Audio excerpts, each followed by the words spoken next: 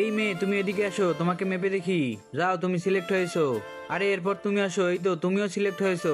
এই চম্পা, এবার তুমি আসো, তুমি রিজেক্ট হয়েছো। নেহা, এবার তুমি আসো, তুমি সিলেক্ট হয়েছো। আরে স্যার, স্যার, আমার অনেক দিনের ইচ্ছে ছিল আমি বড় হয়ে সেনাবাহিনী হব, আমি দেশের জন্য কাজ করতে চাই। স্যার, আমাকে একটা সুযোগ দেন প্লিজ স্যার। বান্ধবীরা দেখ, কে নাকি আবার সেনাবাহিনী হবে। কিরে গরিব, দিনের বেলায় স্বপ্ন দেখতেছিস নাকি? যা যা, তাড়াতাড়ি গিয়ে টেডি বিক্রি কর। তোমরা সবাই চুপ করো।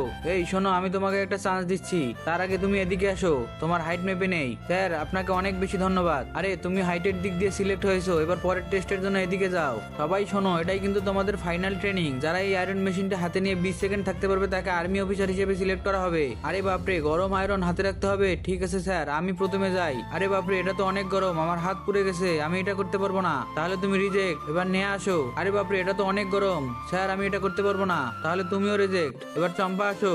স্যার আমি এটা করতে পারবো না, এটা অনেক গরম।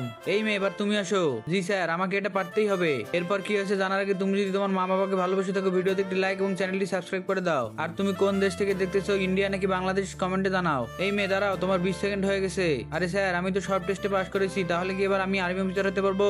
হ্যাঁ, তুমি আজকে থেকে একজন আর্মি অফিসার। সবাই লাইক সাবস্ক্রাইব করে দাও।